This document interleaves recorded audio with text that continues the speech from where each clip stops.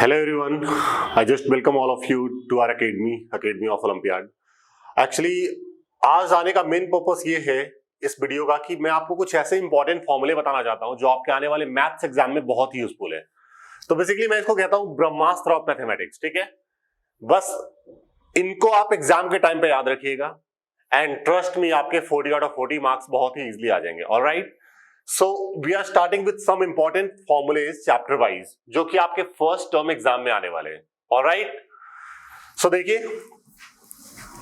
सबसे पहले अगर मैं चैप्टर 1 की बात करता हूं, if I discuss about chapter 1, so chapter 1 में इरेशनल नंबर्स के बारे में आपको जानना बहुत जरूरी है। क्या कहा जा रहा है यहां पे कि √2, √3, √5, √7, √21 and so on, √23 sorry, these are said to be irrational numbers. ठीक है, क्लियर है। ये नंबर्स हमेशा इरेशनल माने जाते हैं, याद रखना है आपको, क्योंकि एमसीक्यू के एग्जाम में आपको प्रूव नहीं करना है। तो ये नंबर्स स्टैंडर्ड इरेशनल है। ऑलराइट, उसके बाद अगर किसी भी नंबर में any number containing above numbers are said to be irrational, अगर किसी भी नंबर में इस तरह के नंबर्स आते हैं ना, अगर किसी भी नंबर में इस तरह के नंबर्स आते हैं, मैं बोलूंगा वो नंबर्स कैसे हैं, इरेशनल ही माने जाएंगे। क्लियर है, ठीक है। तो ये भी आपको ध्यान से रखना है कि अगर किसी भी नंबर में इस तरह के नंबर्स आते हैं तो इससे कि वो नंबर कैसा है, इरेशनल है। ऑलराइट, ठीक है, ओके फाइन। नेक्स्ट है P बाई क्यू भी एनी रेशनल नंबर। मान लेते हैं P बाई क्यू के फॉर्म में कोई भी रेशनल नंबर लिखा हुआ है और अगर प्राइम फैक्टराइजेशन ऑफ Q 2 की पावर n इंटू 5 की पावर n के फॉर्म का आ रहा है, ठीक है। अगर प्राइम फैक्टराइजेशन ऑफ Q जो आ रहा है, this is in the form of 2 की पावर n एंड 5 की पावर m। क्लियर है, ठीक है। तो हम बोलते हैं वो जो गिवन रेशनल नंबर है ना P अपॉन Q, इसका जो डेसिमल एक्सपेंशन होगा इट वुड बी टर्मिनेटिंग। इसका डेसिमल एक्सपेंशन क्या होगा, टर्मिनेटिंग होगा। ऑलराइट, ठीक है, इसको आप लोगों ने ध्यान रखना है, ठीक है। नेक्स्ट टर्म है हमारा, अगर prime factorization of P by Q में Q का प्राइम फैक्टराइजेशन 2 की पावर n 5 की पावर m के फॉर्म का नहीं है, तो इसका जो डेसिमल एक्सपेंशन होगा this would B non terminating and repeating. Alright, non terminating and repeating होगा अगर उसका डिनोमिनेटर Q का डेसिमल एक्सपेंशन 2 की पावर n इंटू 5 की पावर m के फॉर्म में नहीं है। तो नेक्स्ट पॉइंट काफी इंपॉर्टेंट पॉइंट है, if decimal expansion of any number P by Q is non-terminating and non-repeating, then this would be irrational number। मतलब कि आपसे एग्जाम में क्वेश्चन पूछा जा सकता है, बताइए भाई इरेशनल नंबर क्या होता है। तो ऐसा नंबर जिसका डेसिमल एक्सपेंशन नॉन टर्मिनेटिंग हो एंड रिपीट भी ना करे, non repeating, non terminating and non repeating would be irrational number. Alright, तो ये कुछ इंपॉर्टेंट से पॉइंट्स थे हमारे चैप्टर 1 के। क्लियर है, इसको आपने ख्याल रखना है अच्छी तरीके से, ठीक है। अगर आप इन पॉइंट्स को याद रखोगे, आई बिलीव कि इसके बाहर से कोई भी कॉन्सेप्ट ऐसा नहीं होगा जो इसके बाहर से आपके एग्जाम में आ जाएगा। परफेक्ट, ठीक है। सो नेक्स्ट पे आ जाते हैं, नेक्स्ट स्लाइड। सो चैप्टर 2 के कुछ इंपॉर्टेंट पॉइंट्स देखिएगा। चैप्टर 2 का इंपॉर्टेंट पॉइंट्स क्या है, क्योंकि इस वीडियो का मेन पर्पस ये है कि आपको सिर्फ इंपॉर्टेंट पॉइंट्स के बारे में बताना। अगर आप इन पॉइंट्स को एग्जाम में ख्याल से रखते हो आप अपने माइंड में, तो ट्रस्ट मी आपके मार्क्स आ जाएंगे। क्लियर है, बस इन पॉइंट्स को आपको रिटेन रखना है। राइट, सो पहला पॉइंट है चैप्टर 2 के लिए कि अगर कोई भी पॉलिनोमियल मुझे दिया हुआ है ax square plus bx plus c equal to 0, ठीक है, ये मुझे कोई भी पॉलिनोमियल दिया हुआ है, परफेक्ट, ठीक है, फाइन, और अल्फा और बीटा इसके रूट्स है, देन सम ऑफ रूट का फॉर्मूला जो होता है, sum of root this would be equal to alpha plus beta which is equal to minus b upon a। Similarly product of root यानी alpha into beta this would be equal to c upon a। Fine, ठीक है। इसके बाद एक trick मैंने यहां पे ये बताया है कि कई बार आपको इसको रिवर्स क्वेश्चन एग्जाम में आ जाता है। जैसे आपको अल्फा और बीटा दिया रहेगा, आपसे कहा जाएगा भाई alpha square plus beta square की वैल्यू निकालिए। तो alpha square plus beta square को मैं ऐसे कह सकता हूं, alpha square plus beta square तो लिख ही दिया, साथ में हमने 2 alpha beta added and subtracted. Clear है, तो ये फॉर्मूला बन जाता है। So we wrote down the alpha square and beta square in terms of alpha plus beta and alpha beta. तो इसका यूज तब होगा जब आपको अल्फा और बीटा की वैल्यू गिवन है, या आपको alpha plus beta and alpha into beta की वैल्यूज आपको दिया हुआ है एंड आपको alpha square plus beta square की वैल्यूज निकालनी है, देन आप इस कॉन्सेप्ट का यूज करेंगे ओपन करने के लिए। सिमिलरली मैंने नेक्स्ट कॉन्सेप्ट डिराइव किया है यहाँ पे, alpha cube plus beta cube का फॉर्मूला आपको याद रखना है, ठीक है। Whenever you need to find out the value of alpha cube plus beta cube, uses क्या होते हैं इसके, जैसे मैंने सबको छोटा सा एग्जांपल दिया भाई, आप एग्जाम में एक क्वेश्चन आया है, आप इसकी वैल्यू निकालो 1 by alpha square plus 1 by beta square, ठीक है, और अल्फा बीटा मुझे पता है, तो मैं इसकी वैल्यू कैसे निकालूंगा। तो मुझे या तो सॉल्व करके अल्फा और बीटा सेपरेट निकालना पड़ेगा, it would waste our time, right? So the simple process would be, you can write it as LCM ले लीजिए इसका, so LCM हो जाएगा अल्फा स्क्वायर बीटा स्क्वायर, और ऊपर वाला पार्ट हो जाएगा simply beta square plus alpha square, है ना? और alpha square plus beta square को हमने इस तरीके से लिखा था, तो ये क्या बन जाता है ऊपर वाला part, numerator becomes alpha plus beta का whole square minus 2 alpha beta divide by alpha square beta square which can be written as alpha beta का होल स्क्वायर। सो बहुत ही इजीली मैंने अल्फा और बीटा का इस्तेमाल करके इसकी वैल्यू निकाल ली, ठीक है? तो इस तरीके से चीजें आएंगी जो भी एग्जाम में, उनका बेस तो यही रहेगा, लेकिन इस्तेमाल करने का तरीका थोड़ा सा डिफरेंट हो सकता है। उसके लिए आपको अपने प्रेजेंस ऑफ माइंड को तरीके से यूज करना है वहां पे, ठीक है? क्लियर है? अगर आप तरीके से नहीं यूज कर पाएंगे तो एग्जाम में डिलीवर नहीं हो पाएगा, बट कॉन्सेप्ट कुछ ऐसा ही रहेगा, राइट? ठीक है, तो ये था चैप्टर 2 का कुछ इंपॉर्टेंट पॉइंट। कुछ और भी पॉइंट हम आगे लेते हैं, जैसे कि एक पॉइंट है अल्फा और beta are roots of any quadratic polynomial. कोई भी मुझे क्वाड्रेटिक पॉलिनोमियल पीएक्स दिया हुआ है जिसके रूट्स अगर मुझे पता है, तो जो पॉलिनोमियल होता है ना, this would be x square minus sum of root into x plus product of roots, और इसका कोई भी मल्टीपल हो सकता है, इसका कोई भी मल्टीपल हो सकता है। जैसे मैंने कह दिया, एक पॉलिनोमियल है जिसके रूट्स मुझे दिए हुए हैं alpha is 1 and beta is -2, ठीक है? Alpha is 1 and beta is -2, तो वो पॉलिनोमियल हमारा क्या हो जाएगा, this would be x square minus sum of root, इन दोनों का सम क्या होगा, this would be -1 into x plus product of roots, तो alpha into beta would be -2, so this would be x square plus x -2। Answer would be this, और इसका कोई भी मल्टीपल हो सकता है। तो ऑप्शन में जो भी आपको दिखता है उसको आप टिक आउट कर दीजिए, ठीक है? जो भी आपको ऑप्शन में दिखता है उसको आप बहुत ही इजीली टिक आउट कर सकते हैं, राइट? ठीक है? सो नेक्स्ट पॉइंट है कि अगर x minus k is a factor of any polynomial px, then pk 0 होगा। मतलब क्या हुआ इसका? कई बार एग्जाम में देखता हूं कि एमसीक्यू वगैरह के क्वेश्चंस में आते रहते हैं ऐसे कि x -2 किसी भी पॉलिनोमियल का फैक्टर है, तो आप सिंपली क्या कीजिए, उस पॉलिनोमियल में x की वैल्यू 2 डाल दीजिए। मतलब वो आता कहां से? जस्ट इसको 0 पुट करते हैं हम, x माइनस के को हम 0 पुट करते हैं, तो x की वैल्यू क्या आती है? 0 आती है, दैट इज k आती है। तो x की जो वैल्यू आ रही है ना, इस x की वैल्यूज को इस दिए हुए पॉलिनोमियल में डाल दो और उसको 0 से इक्वेट कर दो, you will get the value of k। Alright? जैसे कि आपसे कहा जाए x + 2 किसी भी पॉलिनोमियल का फैक्टर है, तो आप x + 2 को 0 पुट करेंगे, x की वैल्यू क्या आएगी? -2। तो x की आप इस वैल्यू को उस दिए हुए पॉलिनोमियल में डाल दीजिए। ऑलराइट? ठीक है, तो ये एक इंपॉर्टेंट सा पॉइंट हो गया जिसको अपने को याद रखना है हमें, ठीक है? फाइन। सो नेक्स्ट पॉइंट पे आते हैं हम, see the next point. Next कहा जा रहा है कि एग्जाम में कई बार क्वेश्चन आता है कि भाई रूट्स जो है वो ऑपोजिट साइन के हैं, तो कभी भी कहा जाएगा रूट्स अगर ऑपोजिट साइन के हैं तो एक रूट को मैं अल्फा मानूंगा और एक रूट को माइनस अल्फा मानूंगा, और इसमें इस्तेमाल में किसका करूंगा? सम ऑफ रूट का। क्योंकि अगर एक रूट को मैं अल्फा मान रहा हूं, दूसरे को माइनस अल्फा, तो इजिली मैं इनका सम निकाल सकता हूं। वॉट एवर इज अल्फा, आप simply sum of root simply निकाल सकते हो, alpha plus minus alpha which is equal to 0। तो इस कॉन्सेप्ट का यूज करके उस क्वेश्चन में आप अप्लाई कर सकते हैं। तो कभी भी आपसे अगर क्वेश्चन में दिया जाएगा कि roots are equal and of opposite sign, तो उस रूट्स को आप क्या मानेंगे? अल्फा और माइनस अल्फा मानेंगे, एंड आप जस्ट इस केस में सम ऑफ रूट्स वाले फॉर्मूले का इस्तेमाल करेंगे जो आपने अभी देखा था कि sum of root is equal to -b/a। Alright? ठीक है, नेक्स्ट पॉइंट है, अगर किसी पॉलिनोमियल में px के अंदर जो रूट्स हैं वो एक दूसरे के रेसिप्रोकल है, ठीक है?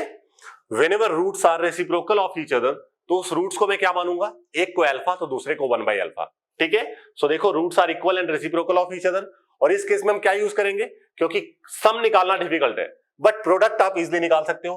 अगर आपको अल्फा इंटू 1/अल्फा निकालना है, this is simply equal to 1। तो इस केस में आप प्रोडक्ट ऑफ रूट्स वाले फॉर्मूले का इस्तेमाल करेंगे अगर किसी भी तरीके से क्वेश्चन में इस कॉन्सेप्ट का इस्तेमाल करना है तो, ठीक है?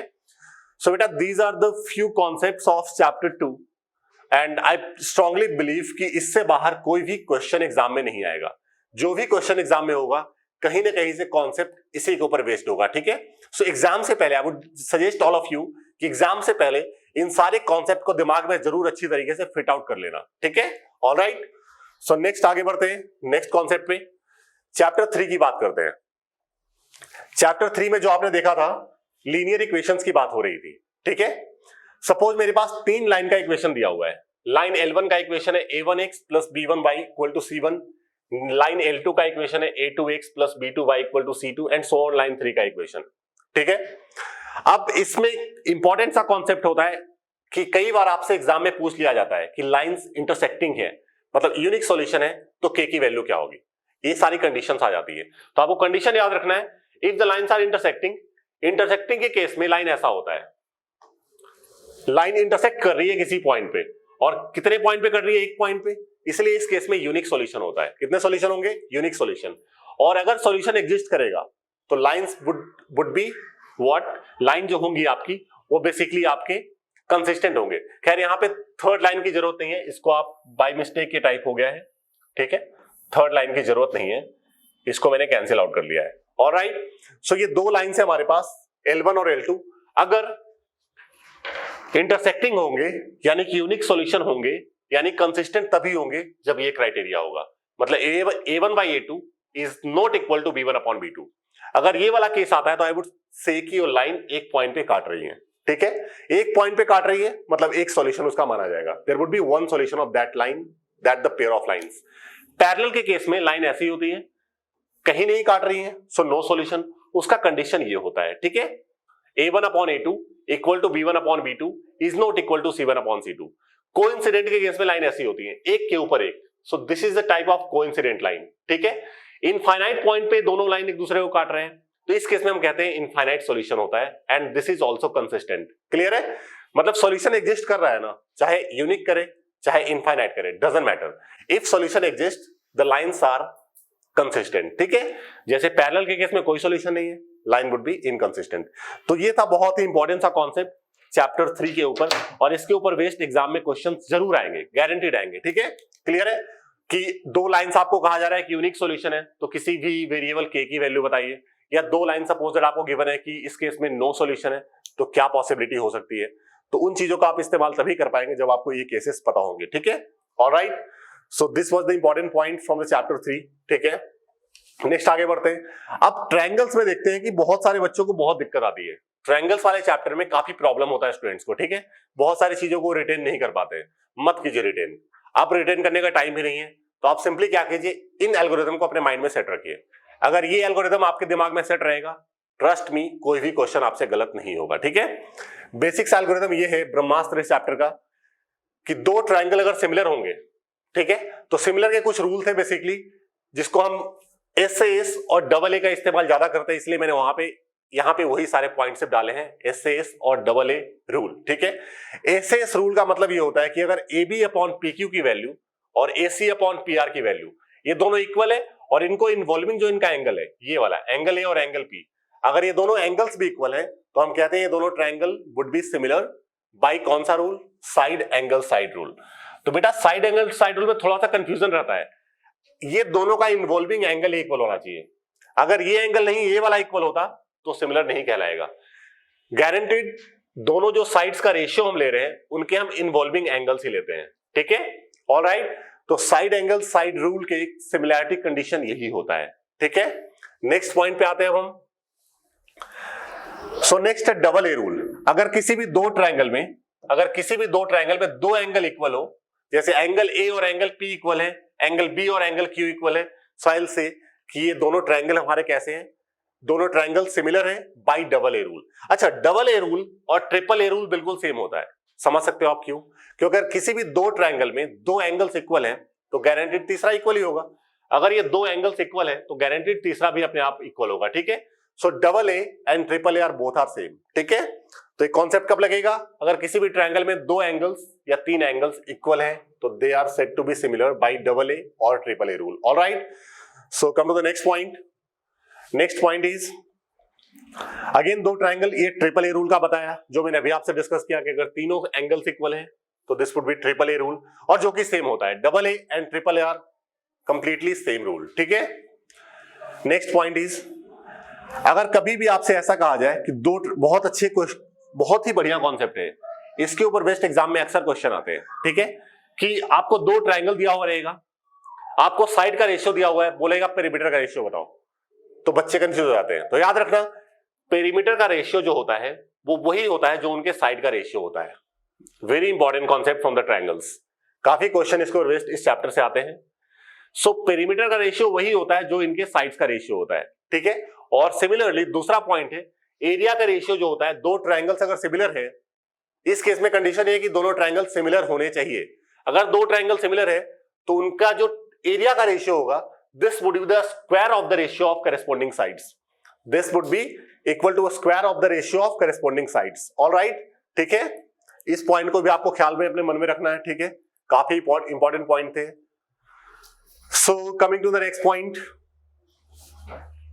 अगेन जैसे कि ADE और ABC दो ट्रायंगल आपको यहां पे दिख रहा है, अगर ये दोनों ट्रायंगल सिमिलर होगा ना बेटा, ADE और ABC दोनों सिमिलर होगा, तो AD अपॉन AB की वैल्यू, मतलब कि होता क्या है, कभी भी इस चैप्टर का मूल मंत्र ये है कि जो एंगल्स इक्वल है उनके ऑपोजिट साइड्स का हम रेशियो लेते हैं, ठीक है। ये दोनों ट्रायंगल अगर सिमिलर है ADE और ABC, तो ये एंगल ऑब्वियसली इसके बराबर हुआ होगा, ये एंगल इसके बराबर हुआ होगा, और ये कॉमन एंगल है, ठीक है।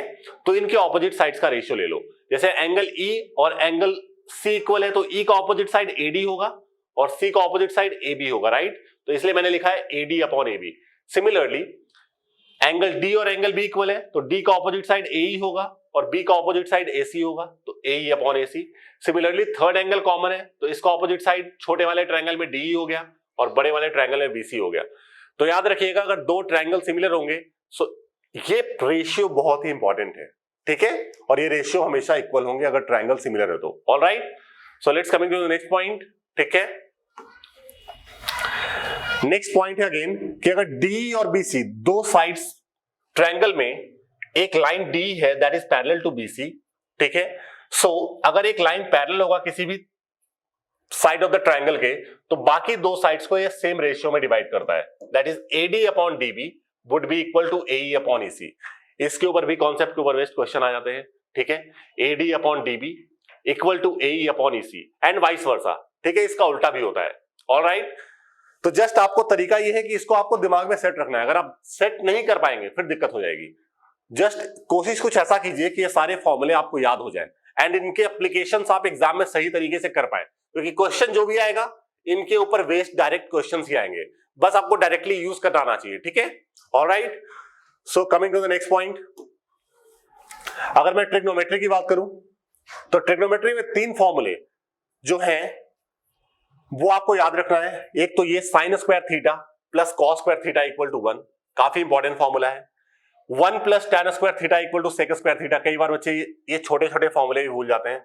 And 1 plus cot square theta equal to cosec square theta, ये तीन फॉर्मूले आपको याद रखने हैं। ऑलराइट, ठीक है। नेक्स्ट इज सभी ट्रिग्नोमेट्रिक फंक्शन की वैल्यूज इन एंगल्स के लिए आपको पता होना चाहिए। तो आप बेटा क्या करना है, I would suggest all of you कि जैसे ही आपको, जैसे कुछ बच्चों को याद नहीं होता है, तो आप क्या करना, जैसे ही एग्जाम स्टार्ट होने वाला होगा या हो जाएगा, रफ शीट पे आप इनकी वैल्यूज लिख लेना, क्योंकि जो भी क्वेश्चन आएगा सो दैट आप डायरेक्ट यूज कर पाओ, ठीक है।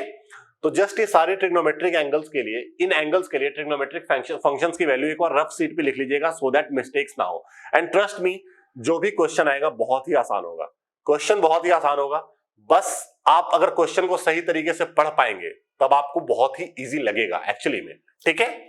ऑलराइट, सो कभी माइंड में सेट मत करना क्वेश्चन बहुत ही डिफिकल्ट आएगा, बहुत ही टफ आएगा, ठीक है। सो अब आते हैं कोऑर्डिनेट ज्योमेट्री में। सो कोऑर्डिनेट ज्योमेट्री में तीन फॉर्मूले आपको ध्यान से देखना है। एक डिस्टेंस फॉर्मूला, दो पॉइंट के बीच का डिस्टेंस निकालना, there is a point A, there is a point B, इनके बीच का डिस्टेंस निकालना, सिंपल सा फॉर्मूला है।